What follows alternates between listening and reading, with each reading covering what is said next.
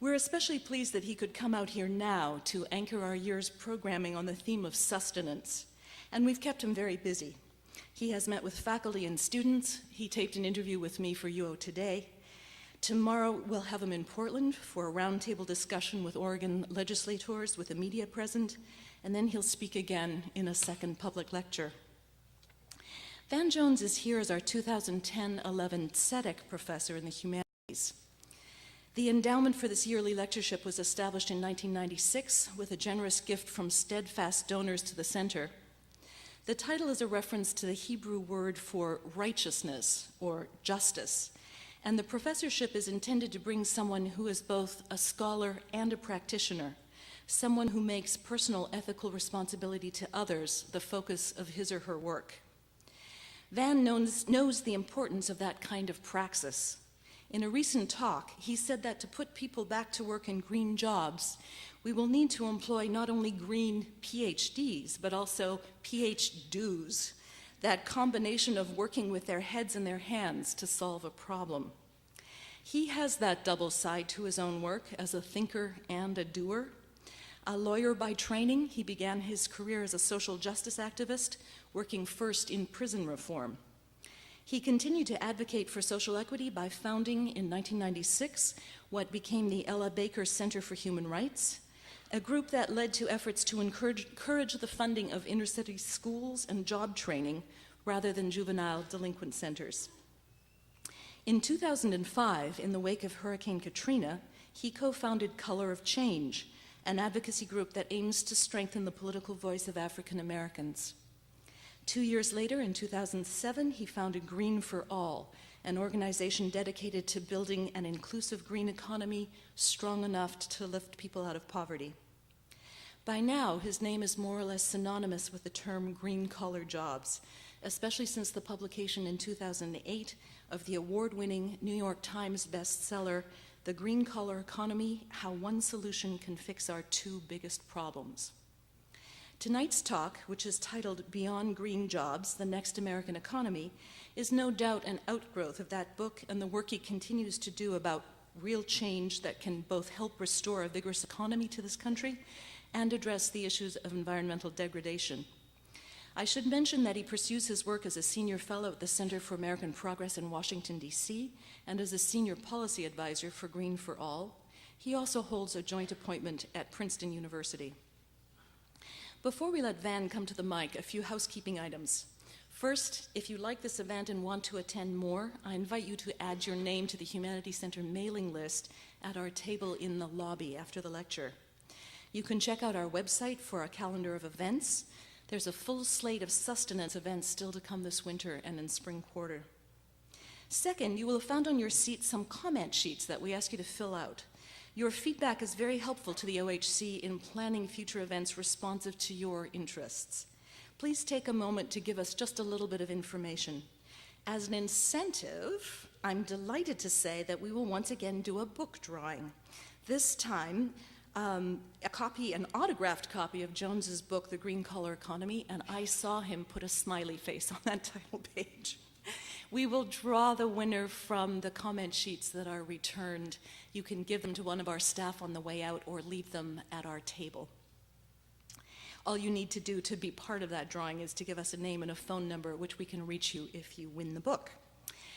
If you don't like your chances in the drawing, you can purchase a copy of Jones's book after the lecture out in the lobby. He has graciously agreed to sign them as well.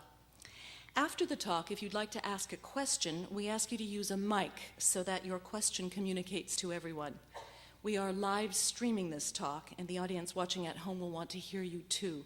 We have 2 mics in the room in the center aisle, one a bit back from the front and one a bit up from the back. We also have a portable microphone that we can bring to your chair if you'd rather do that. We ask you please to keep your questions reasonably short. I have a feeling a lot of people will want to come and address with Van.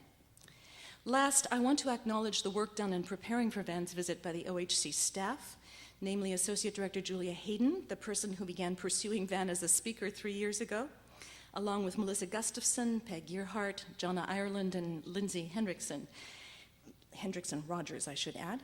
It takes a whole team to plan this kind of event for a star, And speaking of whom, please help me welcome Van Jones.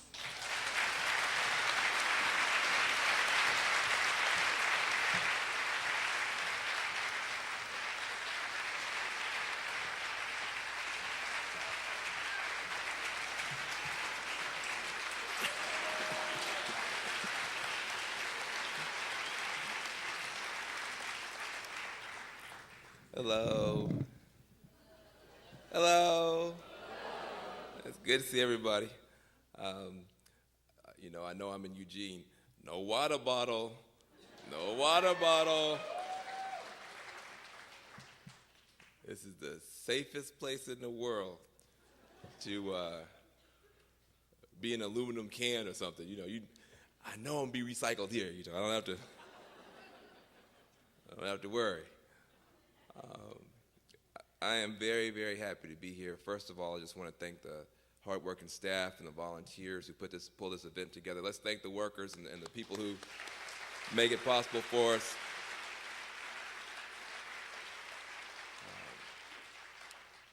And I appreciate you for coming out. I hate to tell you this, you could have just stayed home and watched it on the video stream. But it's a lot better, I think, for us to be together as people in times like this. So,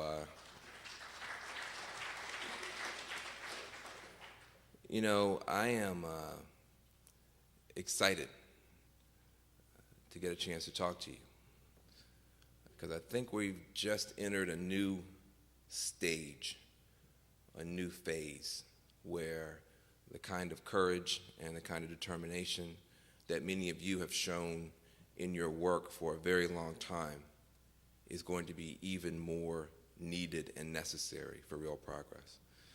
Many of you, you are the tried and true. You don't just vote right, you eat right, you bike right, yoga right.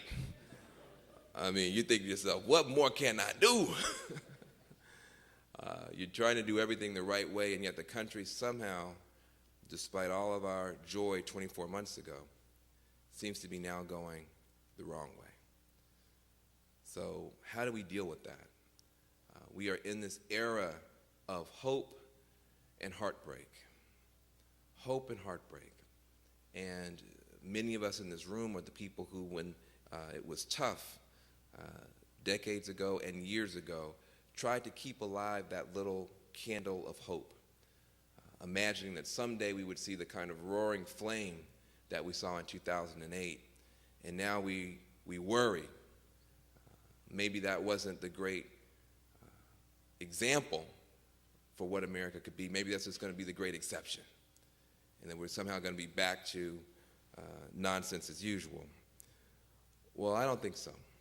I don't think so. And I've got some ideas I want to share with you. First, some of you may not know me as well as others. I got some friends here. I got some people I'm just getting to know. So I just want to give you a little bit of my background. I was born in a militant Black Panther family. Okay, I'm just joking. I'm just...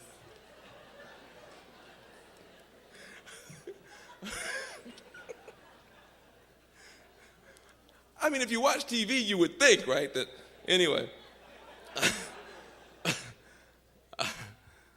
No, actually, I was actually born in 1968, which is the year that they tried to assassinate hope in America. It was the year they killed Dr. King. It was the year they killed Bobby Kennedy. The Democratic Convention was bloody. And they really tried to assassinate hope in America. It was in 1968. And it took 40 years in the wilderness in our country before 2008 happened and we had hope again as a mass phenomenon. I think it's important for us to recognize hope may be a renewable resource, but it comes back in very long arcs.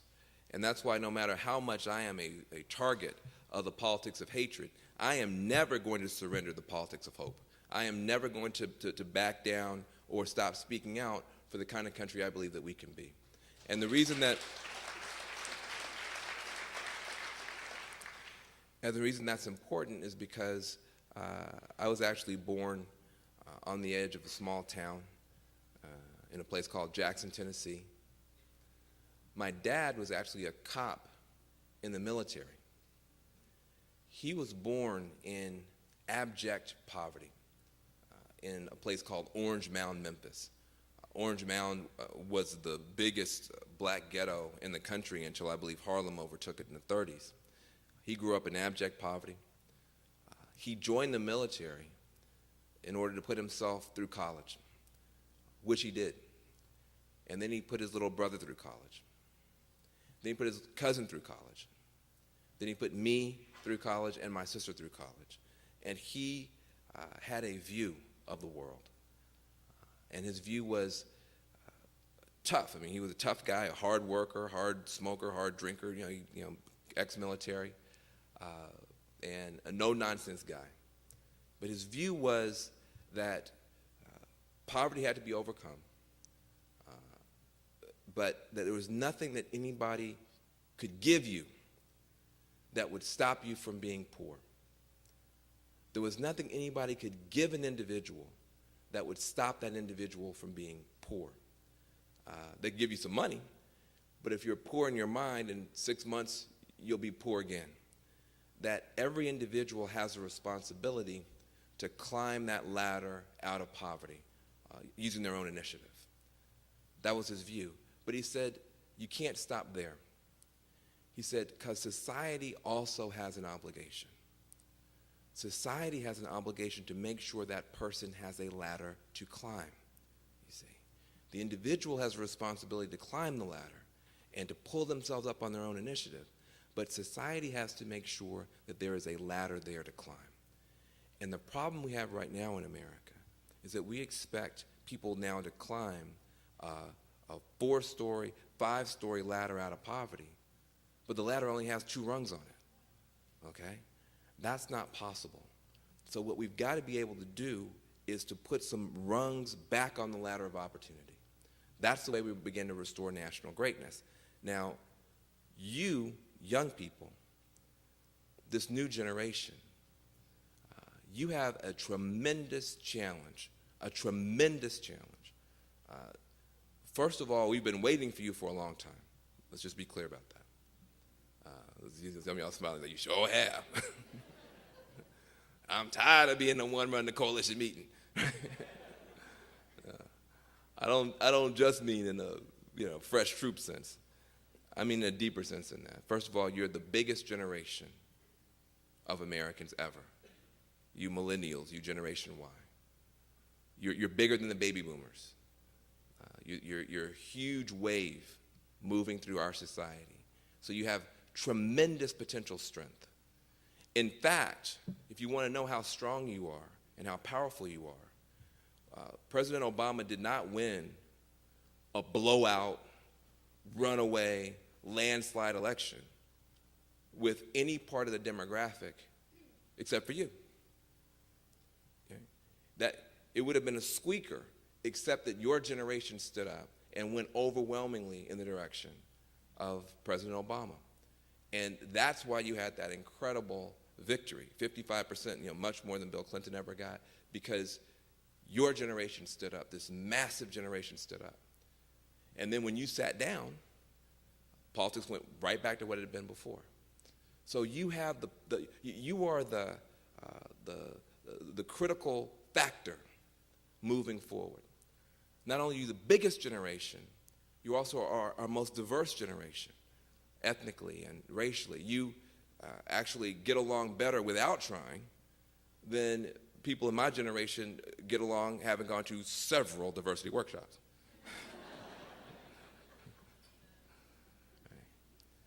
So there's something extraordinary about that.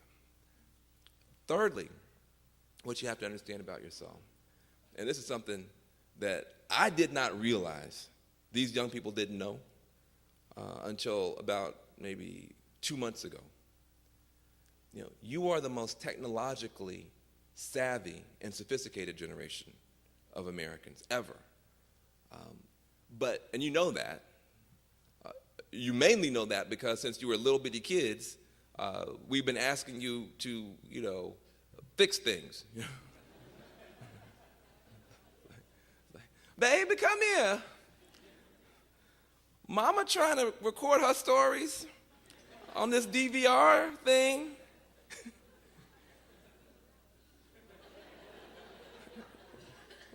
And since you were this big, you're like, oh.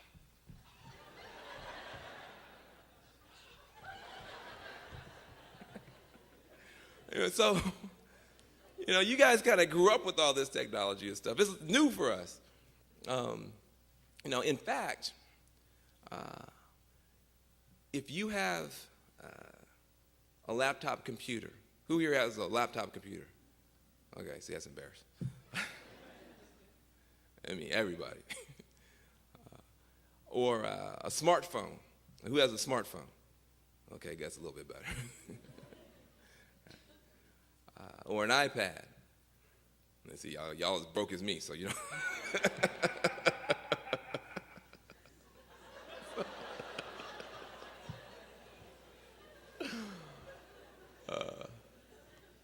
If you got a laptop computer with you, if you've got a BlackBerry or a smartphone or an iPad, you have on your person more and better computing power on your person than the entire U.S. government had when it put a man on the moon. Do you know that? You are sitting here with more computing power than the entire U.S. government had when it put a man on the moon. Every one of you is a walking technological superpower, okay? Each and every one of you, okay? That's extraordinary. They don't understand. They still, look, let me try this again. They should have been impressed, right? They're not impressed with themselves. Let me try to get you to be more impressed with yourself. Now, you think, why am I doing this? I'm about to give you a very big set of problems to solve, so I got to build you up, okay? This is a pedagogical trick, okay? I'm polishing your self-esteem lest you plunge into despair at the end of my talk. Okay? But it is in fact true, okay? 10 years ago, if there were a being that could walk down the middle of the street and get a notion and begin to move her lips and put actual voice in the mind of someone around the world without going inside a building and getting on something plugged into the wall, telephone, but just walking down the street, they could do that. And if that same being could summon into her mind all the data, all the information, all the history, all the stories of the whole human family in an instant, that being would have been called a god, right? A god. Right? That's just you walking down the street with a cell phone doing Google. I mean, it's unbelievable the amount of power that you have as a generation. You're the biggest, you're the most diverse, you're the most connected, you're the most technologically savvy. The challenge for you now is to stop using these technologies as toys and start using them as tools to solve the problems that your generation is inheriting. That is your great challenge. And it is important that you take it seriously because you are potentially inheriting a nightmare scenario. You're potentially inheriting a nightmare scenario. And the nightmare scenario is something like this. It's got to be avoided, but it's something like this. You could soon be living in a country, graduating and going out into a country, trying to start a family in a country that is getting more and more racially diverse, more and more ethnically diverse, more and more sociologically diverse, but less and less economically prosperous. More racially diverse, but less economically prosperous. Now, if you know anything about history, that is not a recipe for a common ground, which you need to solve these tough problems. It's more of a recipe for a battleground. Now, you've got to avoid that outcome, because it's only with a common ground that you're going to be able to solve the problems of global warming and the economy, etc. And you have an additional challenge, which is that even as you face that very frightening scenario, there are people in your country that see it too. And they have a view. And they have a strategy. And they have a response. And their response is this: yes, that's right. This country is getting more diverse, possibly less prosperous, so let's attack the diversity. Let's attack the diversity. It's the immigrants. They're the problem.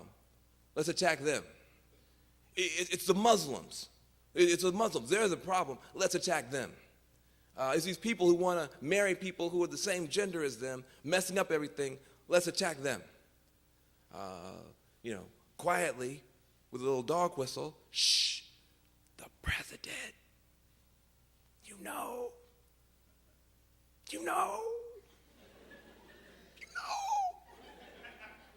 Let's attack him. Right? So you have people in your country who see this scenario, and their answer is to attack the diversity. Now, what I would say to you is that they are, respectfully, 180 degrees wrong. America's diversity is not our problem. In fact, America's diversity will prove to be the solution to every single problem that we face.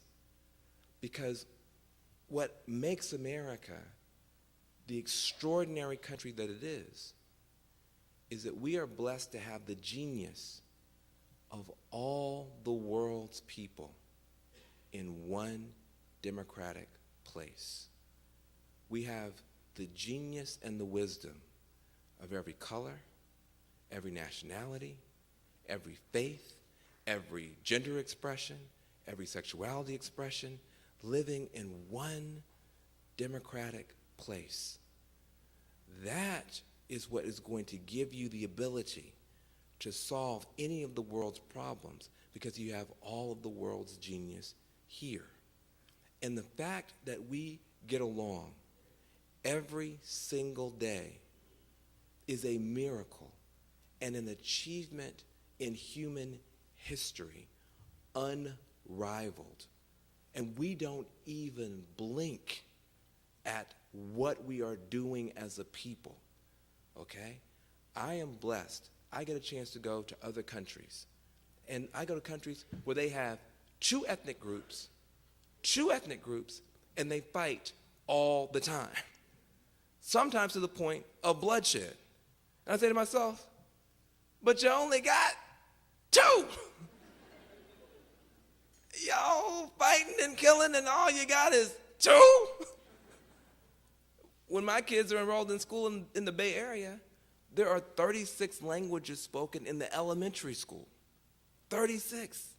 Other countries can't get along with two. Okay? Plenty of disagreements in Oakland. None of them about that. Okay? None of them about that. Now, this is what you want to preserve, because it's the fact of the diversity that will give you new generation, your innovation, as these different groups move against each other and rub up and combine and compare and learn and see things from different angles and bring different values. You're going to have new innovation, more entrepreneurship. You'll keep your population low, as opposed to Europe and Japan, which are starting to gray out, right? Your diversity is not your problem. If you want to have the country you deserve, don't attack the diversity. Find a way to restore the prosperity. That is your challenge. How can you restore the prosperity in this country? If you want to pull America back together, and you must, you've got to find a way to put America back to work. If you want to pull America back together, You got to put America back to work. But you have another challenge. You can't, new generation, grow your economy the same wild, reckless way that previous generations grew it. Okay? You can't. The reason I say you can't is because I'm in a cult. I admit it. I'm not ashamed. I'm in a cult. I'm in the cult of mathematics. I do. I believe in numbers. I admit it. I believe in these things called facts. You may have heard of them, but not on certain cable stations.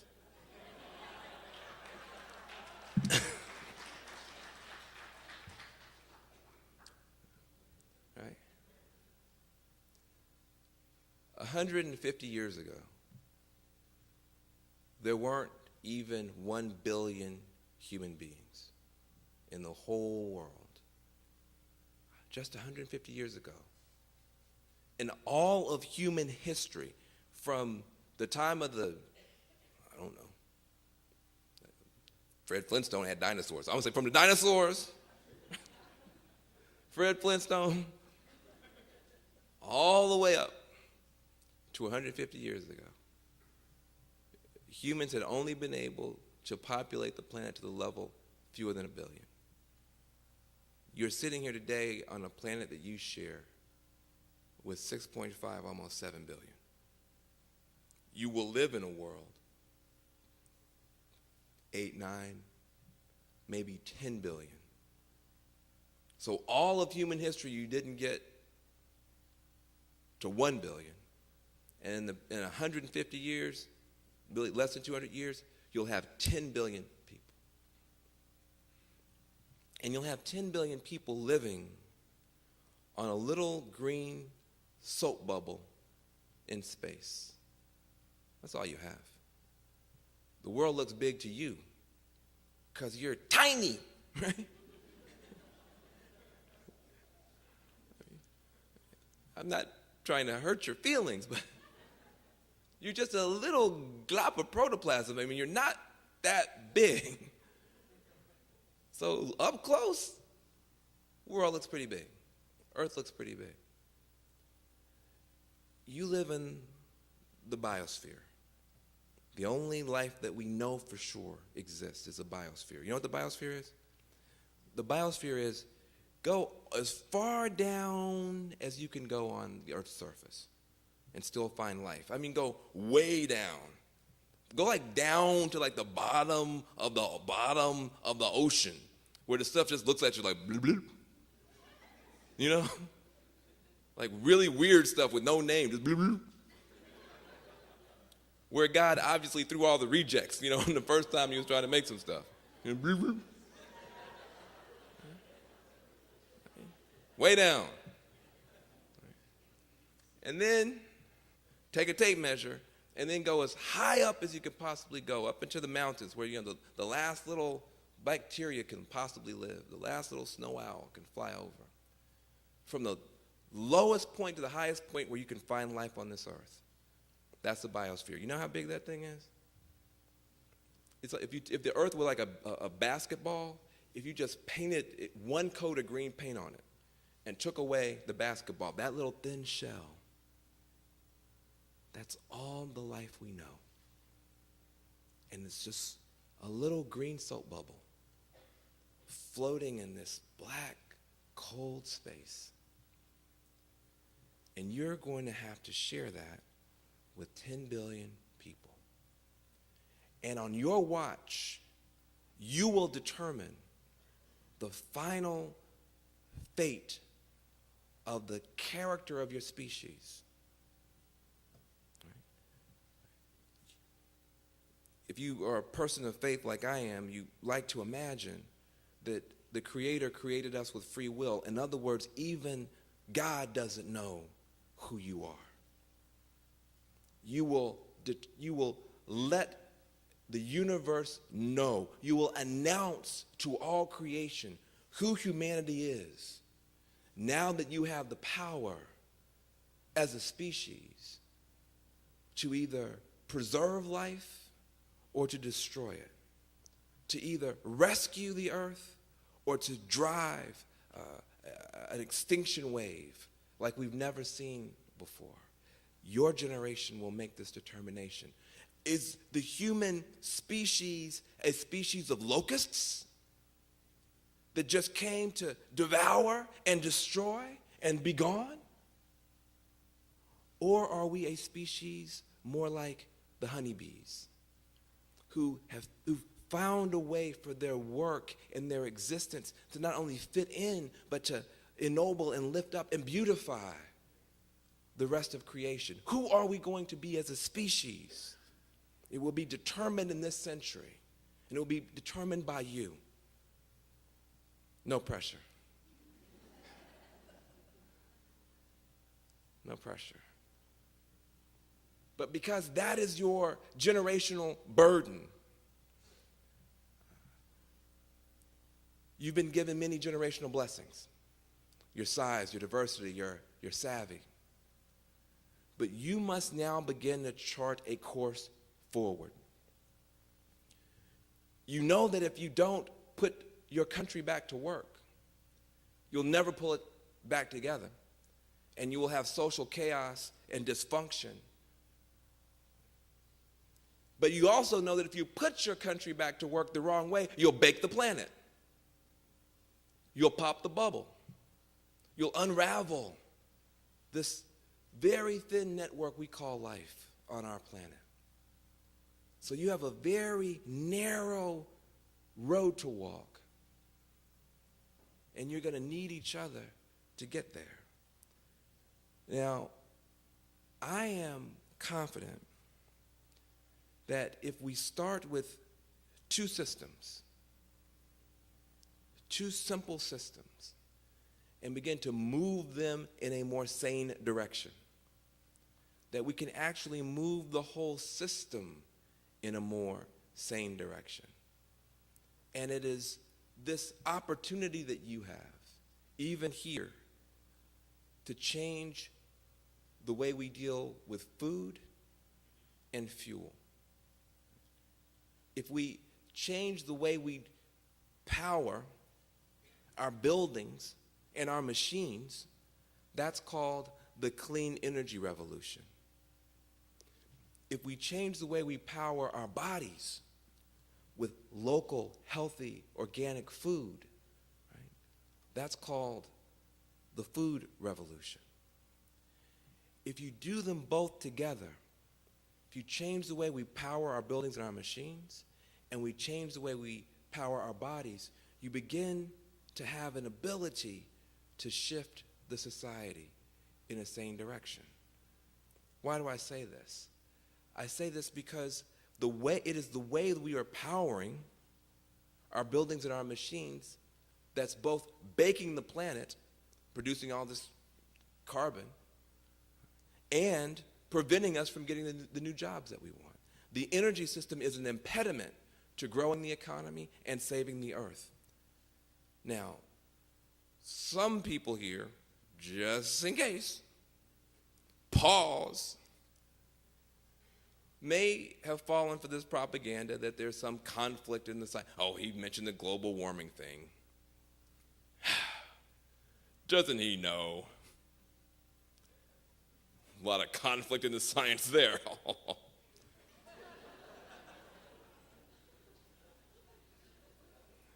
This guy,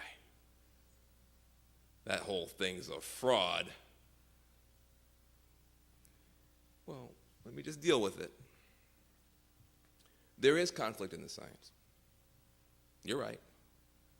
5% of the climate scientists dispute whether or not global warming is happening, and if it's happening, whether or not humans are causing it. 5% of the scientists disagree. There's also conflict in the science around HIV and whether HIV causes AIDS. 5% of the scientists dispute whether or not HIV is the culprit. 95% say it is.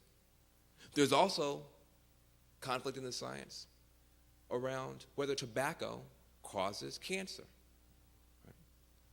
5% of the scientists say, well, some people smoke cancer, they don't get cancer. That can't be the answer. So, based on conflict in the science, whoopee! Whoopee! Somebody comes up to you and says, go have unprotected sex, smoke 12 packs a day, and keep using fossil fuel. They're using the same illogical logic model. Okay? So, is that clear? Is that clear?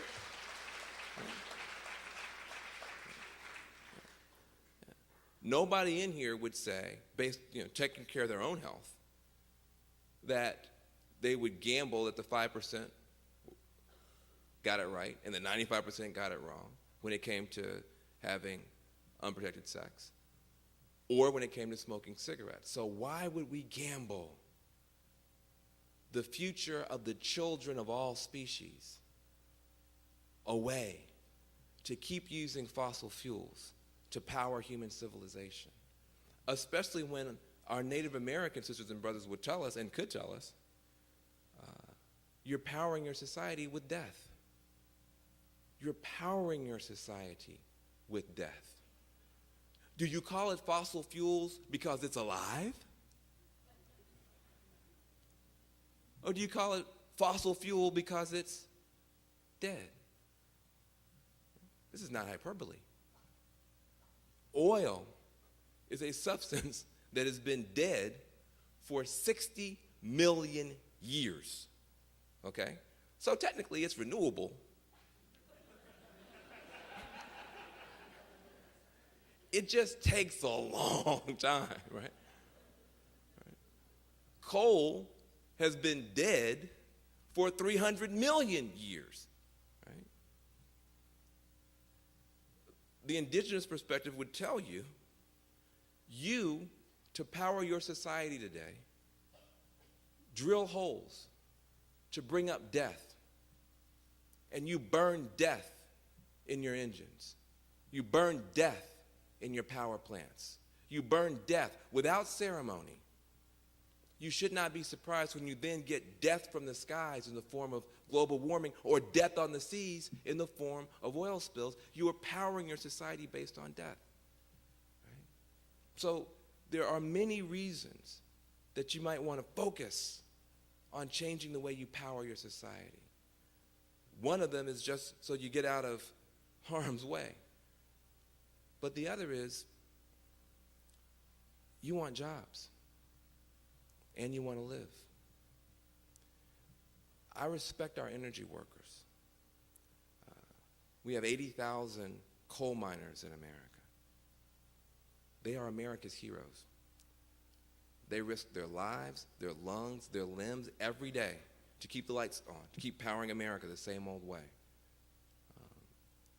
We have our oil workers out there. They lost their lives out there in the Gulf, drilling holes, trying to pull up that oil so they could keep powering our country the same old way. They're heroes. But I want them to have a broader set of options as energy workers, because the truth is that America's future is not down those holes. America's future is not down those holes. If you want to see the future, look up. Look up. Look. If you want to see the future, look up at the living sun and the Saudi Arabia of solar power that falls on our country every single day. And not just in the Sun Belt, but on rooftops across America. If you want to see the future, look up. Look up at the sky. Look at the wind and the Saudi Arabia of wind energy that blows across this country every single day. Right? And not just in the plain states, but up near the Great Lakes area, off our coastline. If you want to see the future, look up into the eyes of our workers who are sitting idle here in Oregon, but also in Michigan, Indiana, Ohio, who want to work. They're skilled workers, skilled laborers. They know how to make cars. Right? They could be building the wind turbines that we need. They could be making the solar panels that we need. They could be creating the smart batteries for the electric cars that we need. They could be producing the products of tomorrow. There's nothing wrong with America's workers. I get sick of these people on AM radio talking about all these union guys. I can't stand these union guys. They're so lazy. And well, hold on a second. First of all, Mr. AM radio person, what is your great contribution to America's economy? You know, I'm not quite sure that you're giving us a ton. But then also you have to ask the question, can we respect the skill of our workers? You know, first of all, if you're an auto worker, a laid-off auto worker, you know how to make cars. Right? We have more degrees in here than on a thermostat. You can't make a car. Right? I mean, let's respect our workers. Right? They know how to build things. Wind turbines, in case you missed the memo, are not the same as windmills. That's how you know you got to get rid of your politicians.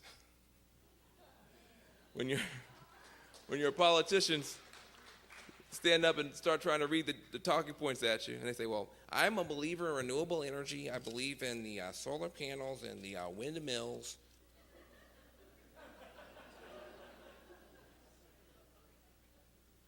You do? That's when it's time to get up and walk out.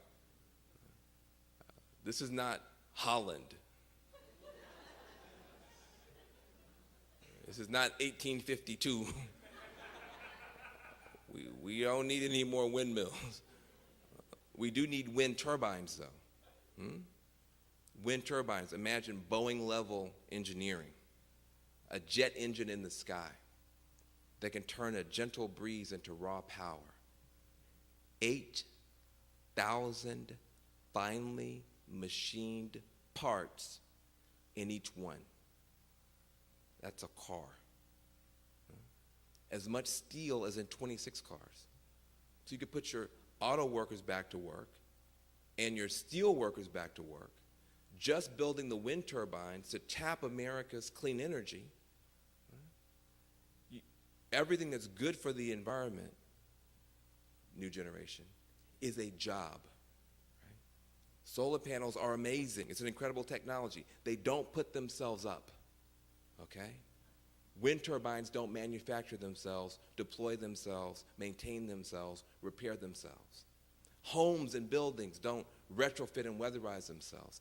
Every single thing you need to begin to repower America, to make it run on cleaner energy and use less of it, is a job. It's a contract. It's an entrepreneurial opportunity. So you have the ability to insist on policies that will create green jobs, green growth. And the good thing about if our industrial workers were able to make those wind turbines, not only could they help to power up America clean, they could put those wind turbines on barges, send them down the Mississippi River, send them out the Great Lakes, and help Asia power up clean, Africa power up clean, Latin America power up clean, okay? We could power up the whole world with clean energy if we moved in that direction. And the great thing about wind turbines, you know, if you had a wind platform out there in the Gulf area where the whole BP thing happened, if you'd had wind platforms out there and a wind platform had collapsed, you wouldn't have had a massive wind slick come, you know, and mess up the whole environment down there. Right? There's a smarter way to do this now.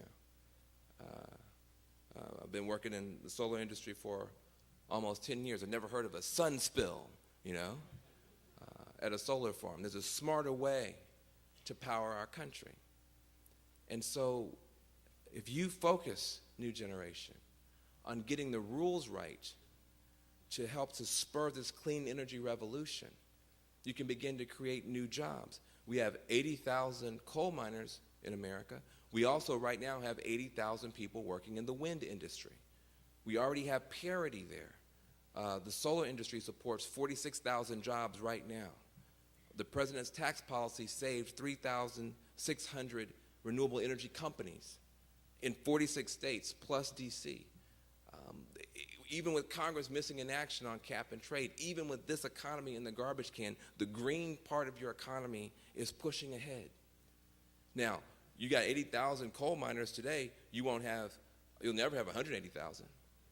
They've been cutting those jobs, not because of you environmentalists, but because they've switched to a technology called mountaintop removal, where they're just blowing up their grandmother's mountains and scraping the coal out. The job loss is not because of you environmentalists, it's because the coal, big coal, is destroying the beauty and the jobs in Appalachia. So you got 80,000 coal miners today, you'll have 40,000 tomorrow. But you could quintuple the number of wind energy workers in your country.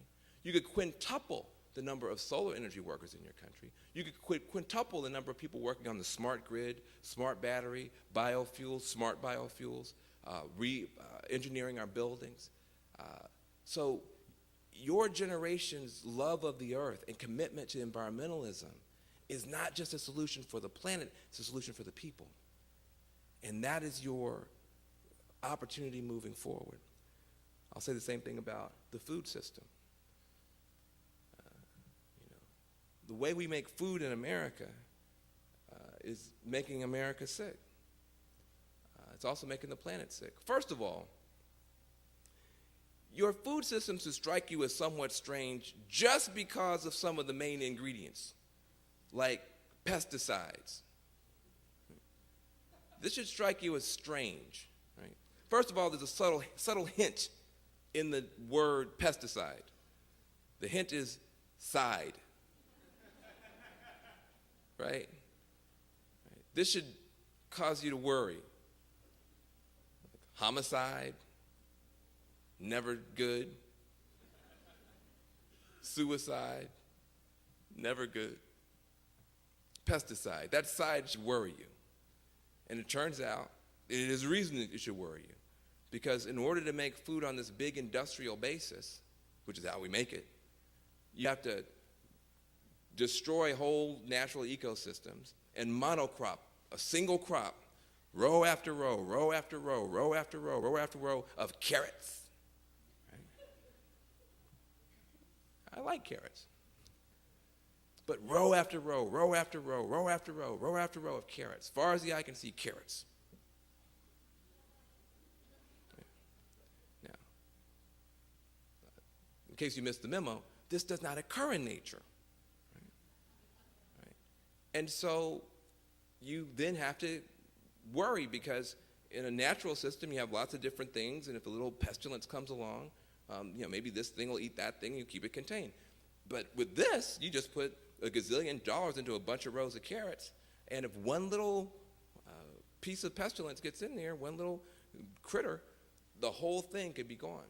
So you've got to douse it with pesticide, also known as poison. And you poison the groundwater, and then in order to make this huge monocrop thing work, you got to bring out the big tractors, and they're humming and rubbing and putting out a bunch of pollution. And then you get done, well, guess what? There's only so many carrots you can eat in that field. So you got to send those carrots someplace else. So you got to put them in a truck, and here you are eating your carrot. And you're wondering why it's hard to lose weight. Well, first of all, you're eating one carrot and 50 tons of carbon, right? Because of how much energy it took to produce it and ship it. And there's also, this effect of the money you spend in your own community on your own food is getting sucked away into some big food corporation far away. They get a whole bunch of money, yachts and airplanes, and you get a carrot with some poison on it.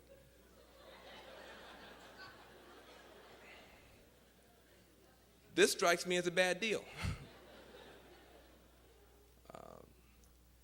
If you change the system where you bring the food closer to the plate, as many of you are doing now, and do it all across the country, let the small farmers grow lots of things on their land and do it in an organic way, a healthy way, the way we used to do it way back a long time ago, like 50 years ago.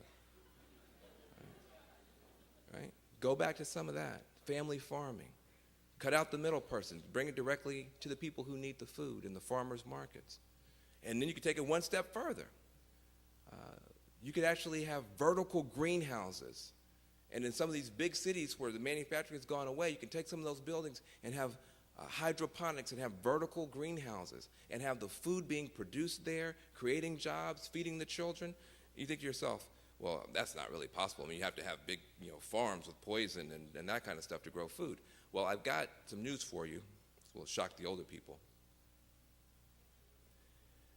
People are already growing certain herbs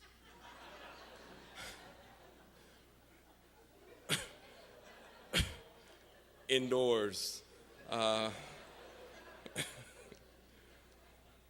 And seem to be growing quite a lot of it. So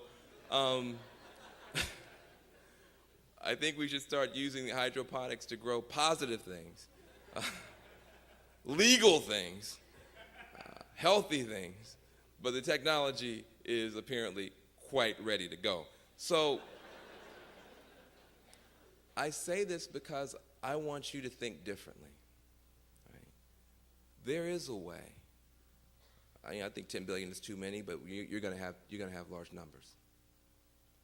There is a way to power human society, human civilization, using softer, smarter technologies and create jobs doing it. There is a way to feed people without destroying whole ecosystems and dumping poison onto the earth and to create jobs doing it.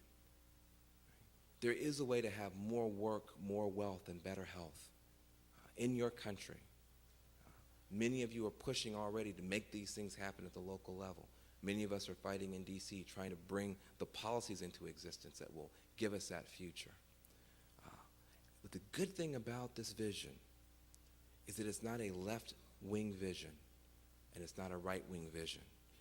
You don't have to accept the burdens of this nonsense on cable television or these nonsensical divisions from the last century. Your generation can't afford to fall into left versus right. Okay, this is dumb versus smart. This is the future versus the past. This is idealism versus cynicism. Okay?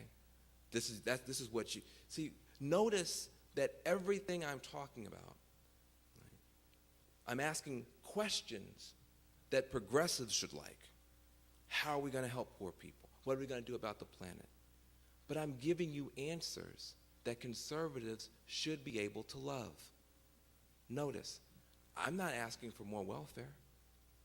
I'm calling for more work. I'm not asking for more entitlement programs. I'm calling for more enterprise. I'm not saying let's go redistribute a lot of income. I'm saying let's shake up our stuck energy sector and our stuck food sector, which are monopolistic and top down, shake them up so we can create some new wealth. I believe in markets. I believe in free markets so much, I'd like to see one. I'd like to see one in our energy sector, right? Our energy sector is, a monopoly dominated by big fossil fuel and utility companies that won't let you compete with them. Shouldn't every American have the right and the liberty to be an energy producer and not just be forced to be an energy consumer? Right? Shouldn't you have the right to not only put a solar panel up on your house and put a wind turbine in your backyard, but also have the right to sell that power onto the grid, which is a public grid, and compete with anybody on price, or organize your neighbors to be able to power your own community and come off the grid, or organize your neighbors to sell excess power onto the grid at a competitive price? Shouldn't you be able to be a producer of energy and a part of solving the problem? Right? People say, I'm opposed to the free market. No, I like market economies. I don't like market societies. There's a difference. I love market economies. Right now, you don't have one in your energy sector. You've got a monopoly there. I'm trying to bust it up and give you more entrepreneurship, more innovation, more opportunities for more technologies to rip through and disrupt the old way of doing things. But you've got to have the rules in place. The polluters can't pollute for free anymore. That's unfair to clean energy. That's a state protection for these fossil fuels. The grid has to be redesigned so it can be fair to all forms of energy and not just support the big power plants, but support you with variable energy. Though the government has to stop favoring and protecting this energy dictatorship and let some energy democracy happen in America. So the rules have to change, okay? But be very, very clear that, markets, I love markets, but they work according to rules. Right now the rules are wacky. Let's change the rules so we can have more competition. That's about market economy. Love that. Market society, hate that, okay? Market society means everything's for sale. The only thing that matters are price signals and what you can calculate. Can't figure out the beauty on the calculator, so it doesn't exist. No. And so we have to be smart enough to be able to say, especially your generation, that this left versus right nonsense and trying to push people into different camps and categories and labels so they can fight with each other, that has to come to an end. Because the stereotypical left is too cynical with regard to markets. And the stereotypical right is too cynical with regard to government. Right? Your generation has to say, we insist that we have the best of both to solve these problems. Right? We want the best entrepreneurs, the best innovators, the best new technologies to help us deal with food and water and energy and the needs of the people in the most powerful, smart, efficient way.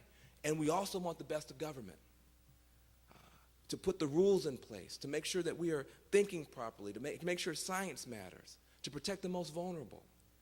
Your generation has to get past this food fight and stand for the future. The future is worth fighting for, but you're going to have to fight for it. And the great thing I see in your generation, I've been on many campuses over the past several weeks, is that there is a pent-up desire for real change. Not the rhetoric of change, but the real thing. And I want to encourage you not to stop now. See, I told you at the beginning how blessed you are to be born and to be coming of age at a time of hope. Fragile as it is, uncertain as it is, as ephemeral as it may be sometimes, this is still a moment of great hope. People all around the world cried with you November 2008 to see what you had achieved. See, that election wasn't about the public option. It wasn't about cap and trade. It was about something much more fundamental. It was about your vision and version of America finally getting a chance to break through and be seen. That your innocent, almost naive faith that in our country, with 400 years of pain, 400 years, centuries of enslavement, centuries of lynching,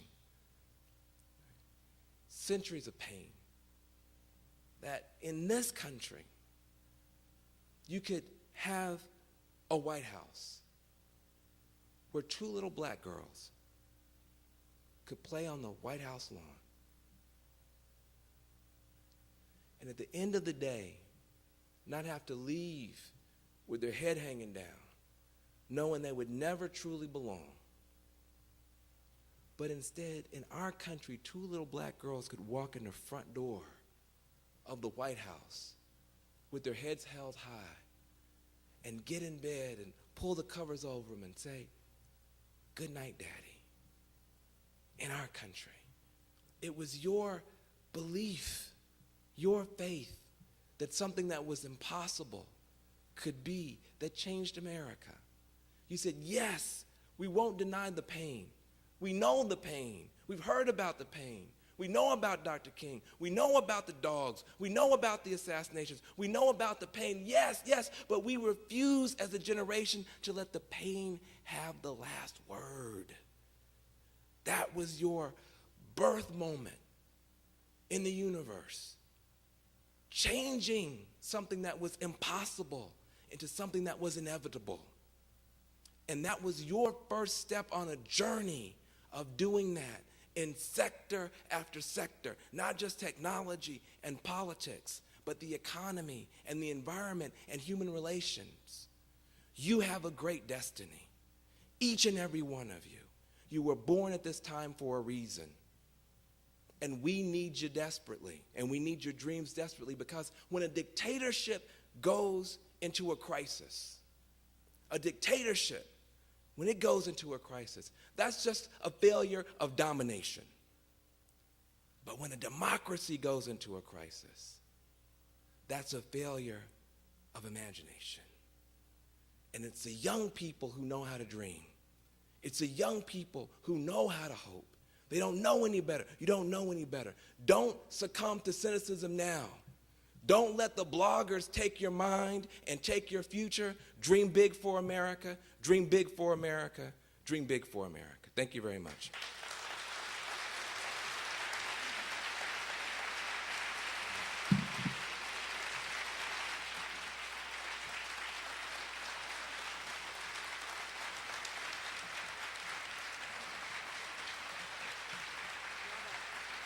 Nicely done. Thank you.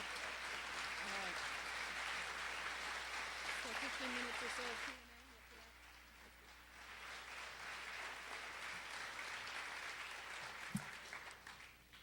Van has agreed to take some questions. Again, if you'd like to come, you can go to the mic at the back of the main aisle or the one at the front. Because there are going to be a lot of you, could we ask you to curtail your questions and keep them brief? And if you would like us to bring you a portable mic, just indicate that, and we'll have a staff member bring it over to you. I'll help run traffic here. I'll let Van answer. I'll do the calling on. Sir, at the front mic, you first, please. Mr. Jones, welcome to Oregon. It's nice to have you here. Thank you. You touched on this just slightly, but I'd like to hear you go further. We live under an economic system that in many respects punishes people for doing the right thing and lavishly rewards them for doing the wrong thing. How would you see us beginning to design our economy in such a way that various environmental and social costs, which are now nonchalantly externalized, are come to be accounted for, so that the supposedly wise hand of the free market will start to really be wise and not a blathering idiot hand of the free market? Thank you. Thank you. You know what? I'll take the first couple of questions just to make sure I might get excited answering your question, and we might be here 20 minutes. So, Take the gentleman at the back mic next. yeah, so in the back. I'm glad I came. I have a number of questions, but I learned early on in life that if you don't listen to both sides, you don't get the full answer. The inspiration you've given here tonight, the dream, I appreciate. I also hear some divisiveness. And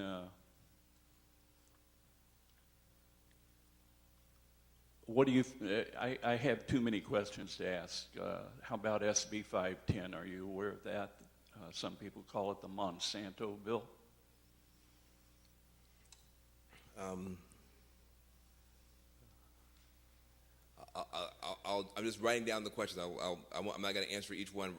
I just want to make sure everybody gets a chance to ask a few, and I'll try to answer it in batch. I don't know that much about what you just said, so somebody can tell me what it is, and then I'll have an opinion of it. Go ahead. Thanks for coming. We really appreciate your inspiration and for coming and visiting us here in Oregon. It's awesome. Thank you. I work with college students, and I have a friend who was very involved in working with college students and getting out the vote in 2008. And as you said in the beginning, that in 2008, the college students, 18 to 25, came out in droves. What happened? My question is two-part.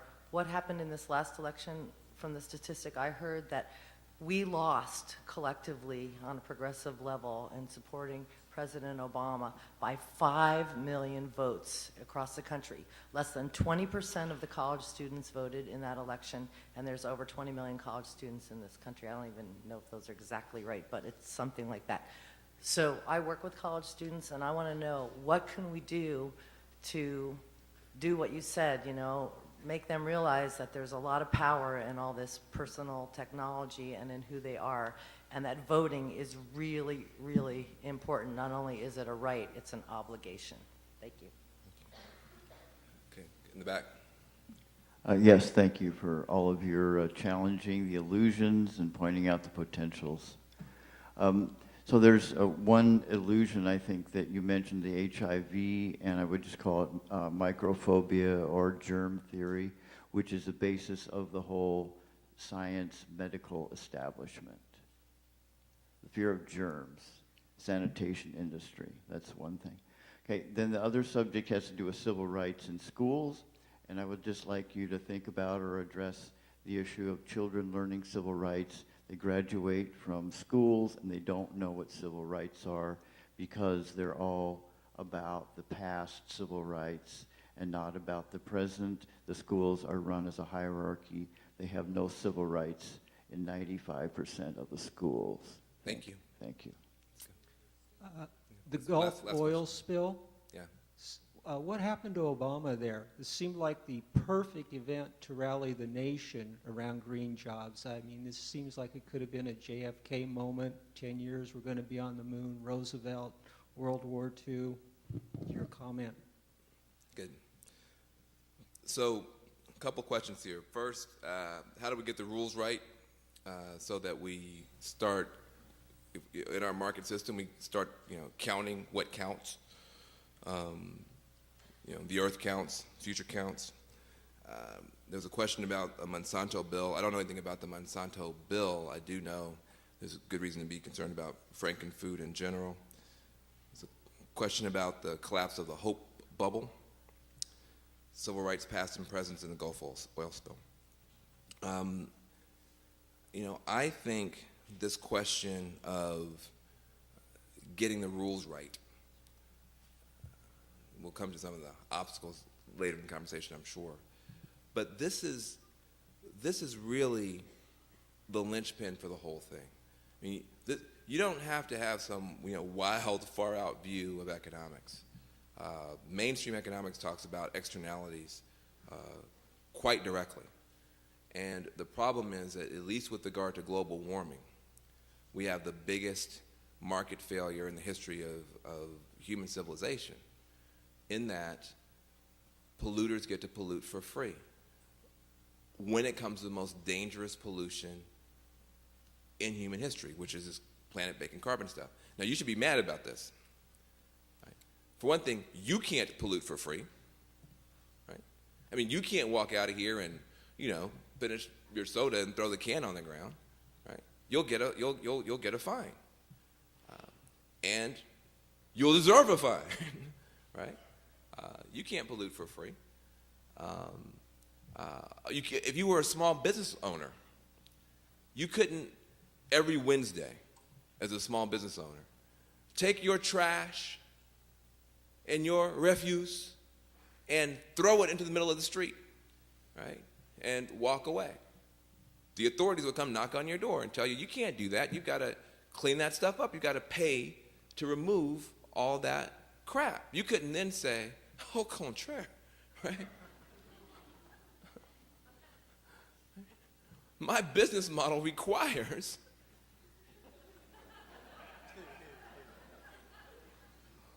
that I be able to dump all this stuff out here for free. You are a job-killing socialist, right? I mean, you couldn't.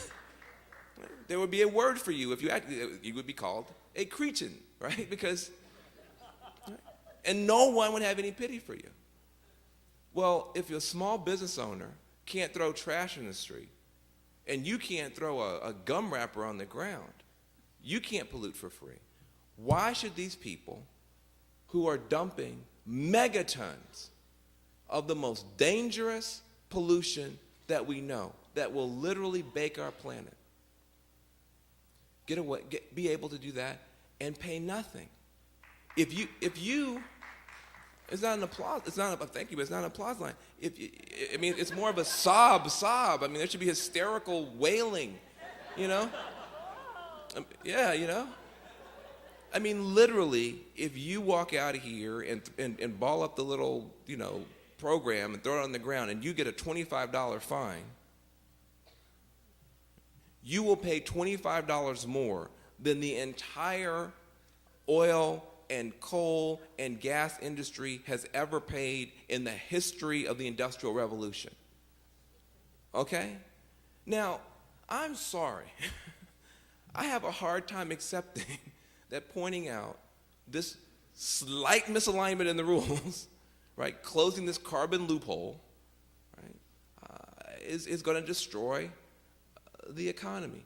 Every single time that we have moved forward, whether it's the Clean Air Act or any other attempt to regulate any industry with regard to their pollution, they yell and scream and cry and say how it's going to destroy everything, and the minute the rules are in place, they start competing with each other to do it cheaper. And every single time, the estimates that industry put forward turned out to be 100 times, 50 times, 300 times overstated. Every time. So don't listen to these people when they come screaming about it's going to kill jobs, it's going to kill the... No. First of all, the cap and trade program, which many of you probably disagree with for left reasons, let's just be clear about something. When we tried to regulate carbon, first of all, we said the public sector can't do this by itself. We can't come up with the alternative by ourselves. This is not like the Manhattan Project or the Apollo Project where you could just have the government fund the solution. Energy is too big, it's too complex. We need private capital to come in. So the government can only do so much. How do you get the private capital to come in and solve the problem for humanity? Well, you've got to push down on the dirty stuff in order to push up on the clean. How do you push down? Only three ways. You either tax the polluters, you regulate the polluters, or you make them buy permits for their pollution. It's the only three ways you can do it. You either tax them, regulate them, or make them buy permits. Well, you can't say tax in America without getting burned at the stake. So nobody wants to feel, toasty, so that's off. Right. Then you say, well, let's regulate. You say, well, you can't regulate. That's crazy big government socialist solution. Van Jones once again proposes some horrible, despicable, Fidel Castro-inspired scheme.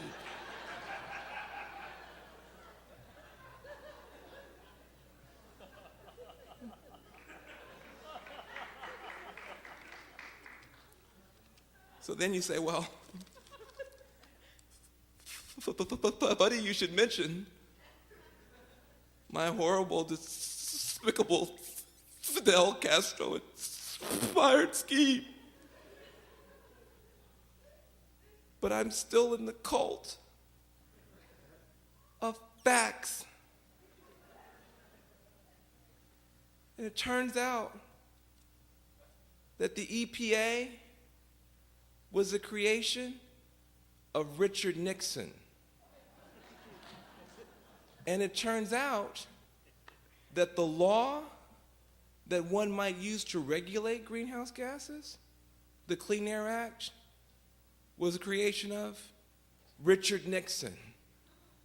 And it turns out that the ability to apply the Clean Air Act to greenhouse gases didn't come from the city council in Berkeley. It came from today's conservative Roberts Supreme Court.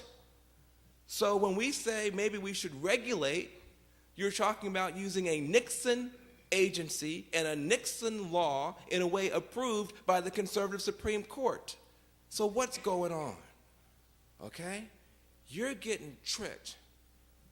You're getting used. So if we say, well, okay, fine, let's not do the Nixon agency Chief Roberts solution, since that's too radical and out there. Let's go with cap and trade. Aha, another dastardly scheme. Direct from the little red book. Cap and trade. Came from a Republican think tank. Approved by George H.W. Bush. Something's happening, huh? Here your president is, coming forward with a conservative, pro-market, Republican think tank idea called cap and trade, saying make the polluters buy permits and then they can trade them. Now you hate it, but here it is, this conservative, right-wing, pro-business cap and trade proposal that both McCain and Obama ran on. You'll never find McCain and Obama, you can go on YouTube all day.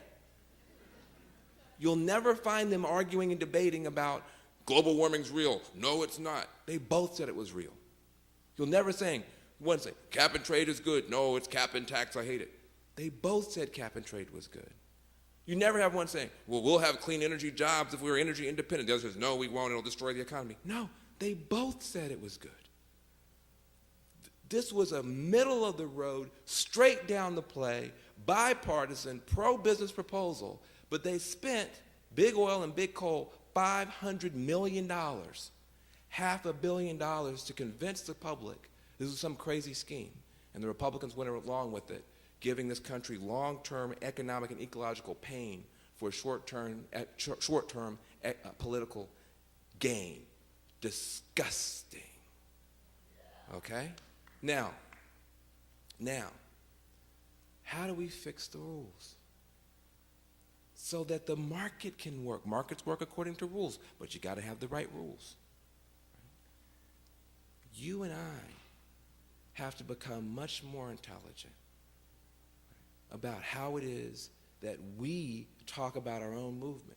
We some of you might be, crazy radical people. None of you are advocating anything crazy and radical. I mean, when you say don't feed poison to children, you don't have to, shake your fist on that one. You say, don't bake the planet, create jobs, take the asthma inhalers out of little kids' pockets who live next to power plants, put solar panels up on poor folks' houses. Poor folks always live in the flatlands. Rich folks live in the hills where it's shady. Why do they have the solar panels? You don't have to be some crazy radical. That's common sense. Right? Why should poor folks who live in the flatlands with the sun beating down on them all day long not have solar panels so that the power company has to write them a check? Why should they instead have high air conditioning bills and have to write the power company a check? This is common sense. Okay? So part of it is that we have to begin talking common sense to America. I do, but let me say just one thing about the Gulf oil spill.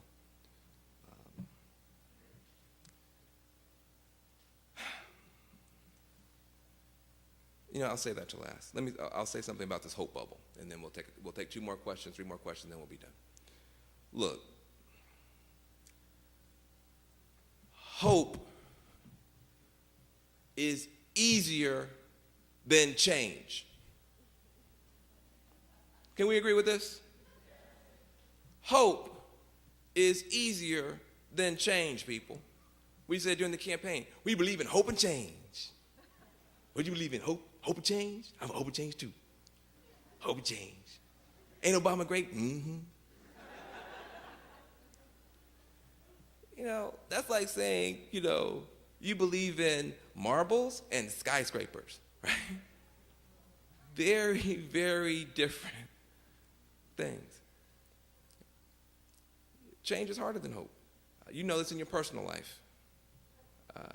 If you're like me, about 15 pounds overweight, you may feel a little bit bad about yourself. And if you're like me, you still ate a whole plate of cookies. Even though I told my wife I was going on a diet, I ate a whole plate of cookies. You know what that's called? Despair. That's despair. Right? Whole country was in despair for 8 years. That's called despair. Right?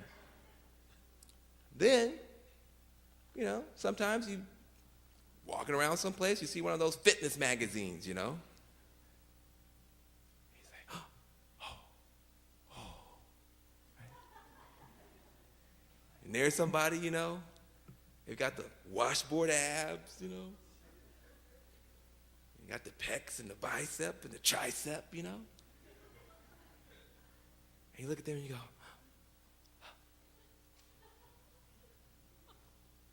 I could look like that. Right? That's called hope.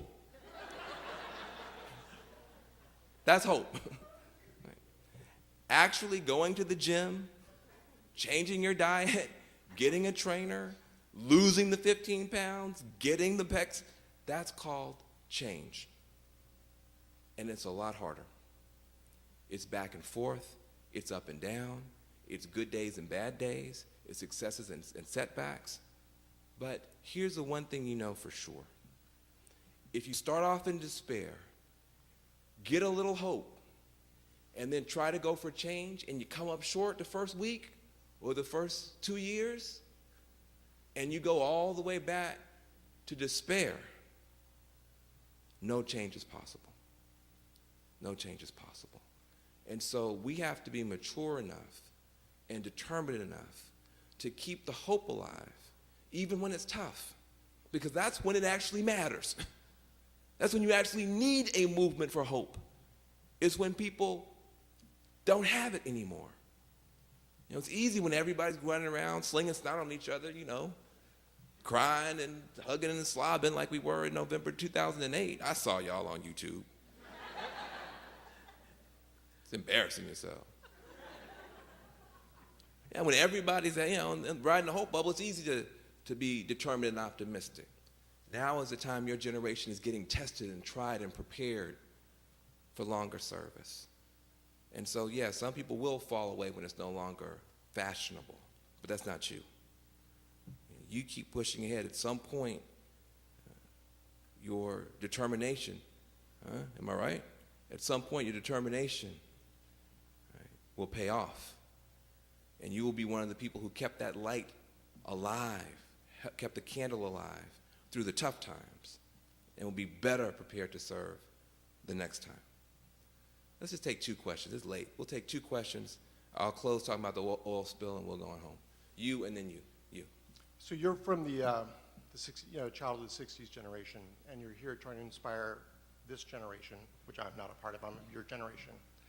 I'm wondering, as someone who grew up with heroes that are recognizable figures in the news, in the feminist organizations, civil rights, anti-war, individuals, young people, college-age people that became world-renowned, why is it, you think, in all your talks at colleges and universities, there haven't been those same young people rising up as individuals that are recognizable around the country, if not the world, today for crises which are no more important, but maybe larger in terms of society? That's a great question. And let me get one last question from you. I appreciate you bringing up the plight of the coal fields in Appalachia. I came from there to do a PhD in sociology here because I wanted to better understand the relationships between the economic power structure and political structure there.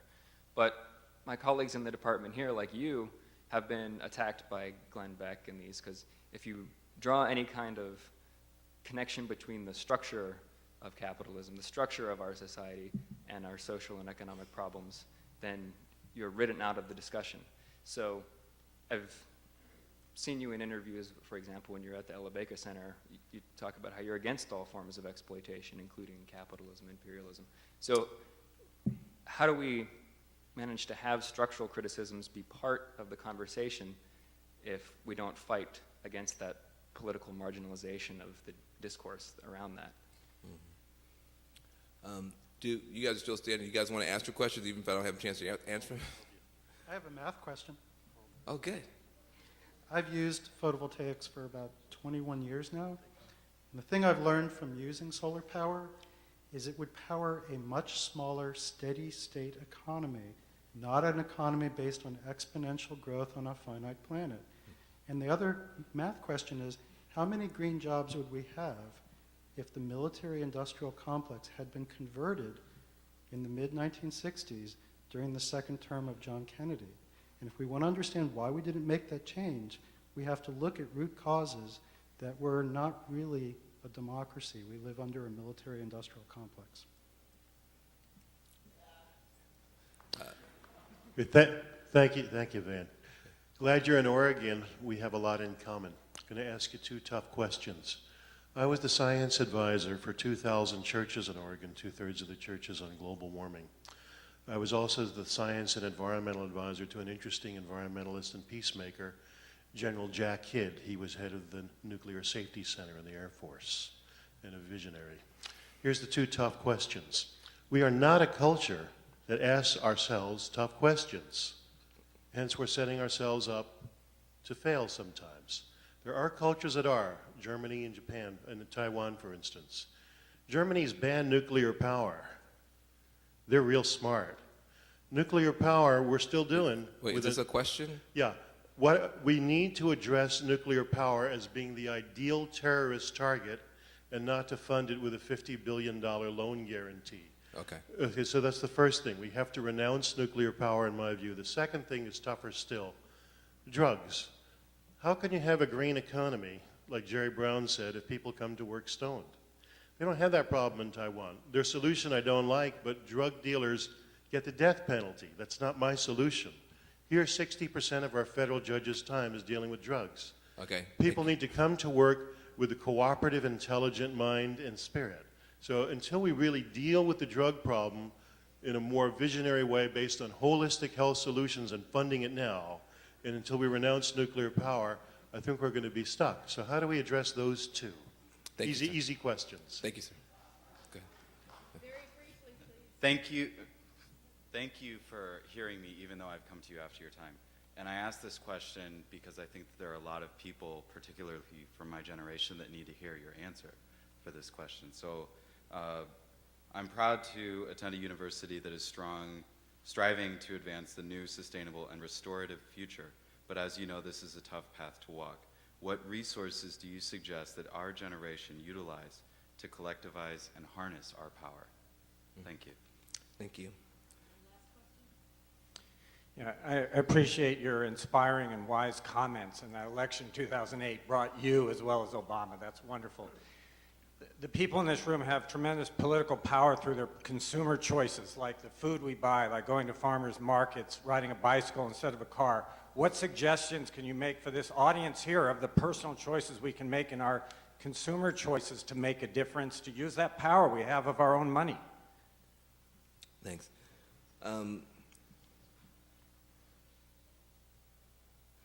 So I will be the last person to tell anybody in Eugene about any lifestyle environmentalism. I'm sure you guys can find me on YouTube eating all kind of cheeseburgers and a Hummer or something, and I'll just be. So you guys know more about how to use your consumer dollars in a smart way than almost anybody in America. So I won't comment on that, though I will congratulate you for helping to shift some of the culture. You ask how to get inspired, how to get involved. greenforall.org, green for all, not green for some, greenforall.org is, I think, a great resource for people of all ages to try to get involved. There's a question about growth and how there's a math question about growth and how we can power a society that's based on the idea for infinite and exponential growth. This is a tough question. I don't have great answers. I do know that we're going to have to bring some people's level of consumption up to a dignified level, and we're going to have to bring some people's consumption down to a dignified level. And exactly how that works and what it looks like, I don't know. I also know that at some point, we have to count what counts. We have to change the math so that we begin to actually measure quality of life and not just quantity of crap created. And right now, again, I'm not an expert at this, but as best I can tell, our model for economic growth is as follows. Take a bunch of beautiful living stuff, kill it, shrink wrap it, get it into somebody's house and out the back door into the trash as fast as possible, and do it again and again and again. And the faster you do that, the more growth you have. That strikes me as a bizarre model. I think that we have to have some other model of growth. I don't know what it is. But that is not a pathway to growth. That is a pathway to ecological suicide. And we have to have a different model. Let me just say something about this oil spill.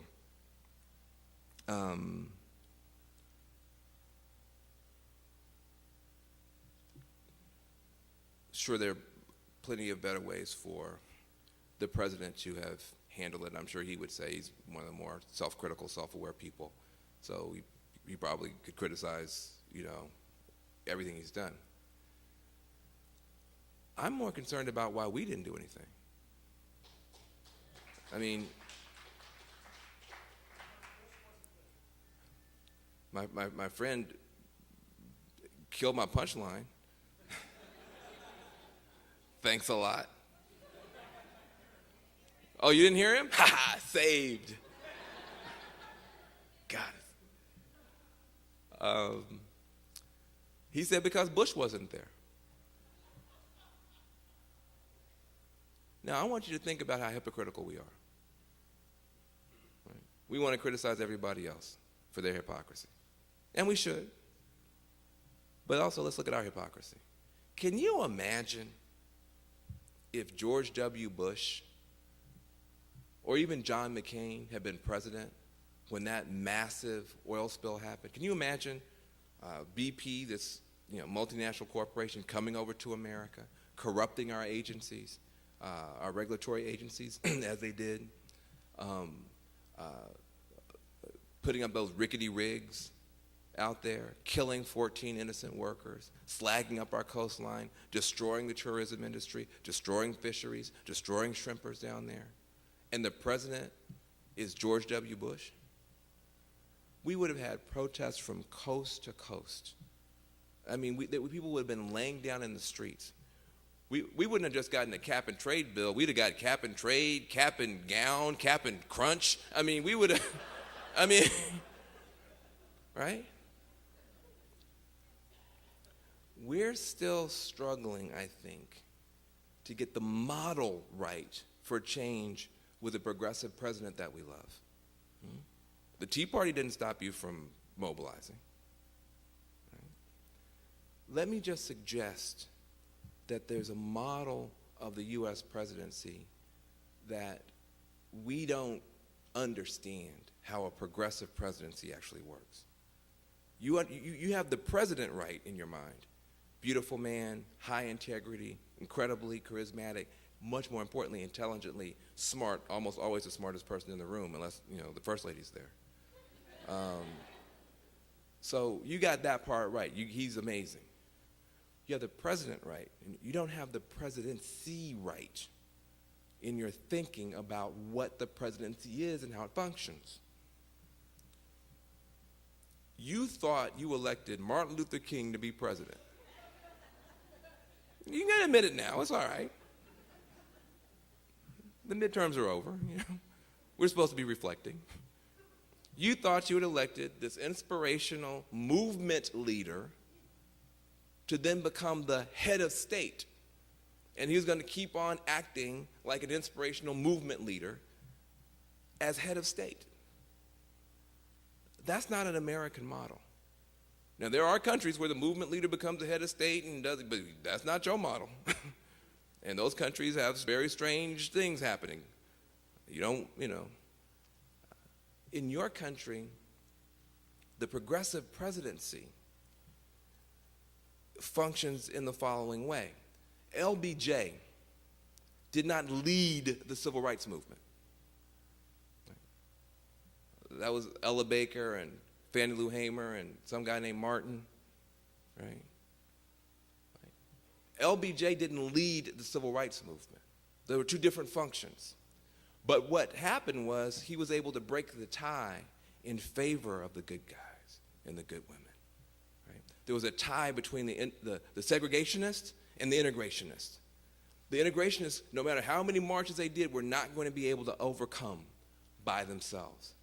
And the segregationists were never going to be able to destroy the civil rights movement, but they could not go along with integration. And there was a tie, and it was bloody, and it was awful. And LBJ stepped in and broke the tie in the favor of the integrationists. But he didn't lead the movement. The movement created a tie for him to break. FDR did not lead the labor movement, right? There was a labor movement, and it was in a tug of war with capital. And the labor movement wasn't going to just lie down and starve because big business people had wrecked the economy, but the big business people weren't going to just turn the economy over to radicals and anarchists and whatever. So there was a tie. FDR broke the tie in favor of the people, kept the capitalist system, but said we're going to have more protections for the workers now. Abraham Lincoln didn't lead the abolition movement, okay? That was Frederick Douglass and them. But, as you know, one of the most bloody episodes in human history was the Civil War, trying to work it out.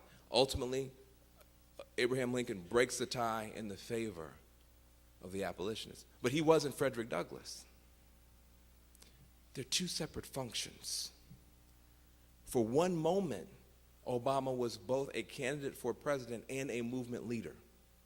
But he is now functioning as the head of state. You have to take up the responsibility of movement leadership. That's your job. That's not his job. It's your job to create demonstrations across America when there's some awful thing that happens, to give him something to respond to. I think they responded quite responsibly. But if you wanted a more dramatic response from the presidency, that requires a more dramatic response from the people. It was never, yes, he can. It was, yes, we can. And for the past 2 years, the we disappeared. And it all became about, what is he going to do? Why isn't he doing this? Why isn't he doing that? We went from yes, he can to, well, maybe he can't. And we forgot that there were 55, however many million of us that took a pledge to change our country. And so you have the opportunity now. I'm tired of people telling me what the president should say. I mean, every blogger in America for 2 years has been writing speeches for the president, as if they work in the White House, like, he should say this. Why doesn't he say this? Look, I worked in the White House. I couldn't write speeches for the guy, right? He has a staff for that. Let his staff write his speeches. Let us do what we do. I'm confident in these next 2 years, the challenges that are going to come down on your heads. Now, I'm not talking about in 100 years. I mean right now. Veterans coming home to joblessness and homelessness and suicide. Fight for them to have opportunity in this country. Foreclosure victims being thrown out of their houses by banks that wasted their own money, and the bankers would have been homeless, but we bailed the bankers out. Now the bankers won't help the people out. Stand up against that. The long-term unemployed, the 99ers. Every so many months, the Congress has to make them terrified that they're not going to be able to have their extension. And then the last minute they extend it. Congress terrorizing people who don't even want to be on unemployment. They want to work. I'm tired. Let's quit talking about extending the unemployment program. Can we have an employment program in our country? Fight for the people who are being destroyed and left behind in this economy, just like people were destroyed in Katrina and left behind on rooftops, and you said that was horrible and you never let it happen again. We got people drowning on dry land that have been left behind in this economy, and DC's not going to respond until you respond.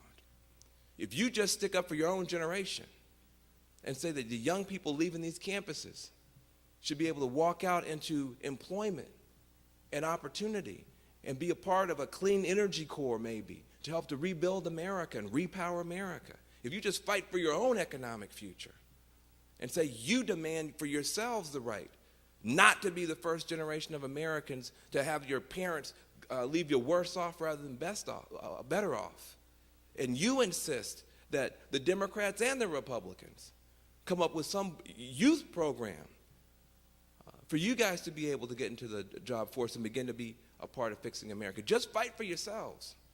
You'll bring the best out in this president. You'll bring the best out in both parties. And you'll bring the best out in this country. And more importantly, you'll bring the best out in your own generation. Because at the end of the day, it is your generation on whom the hopes of humanity rest. Thank you very much.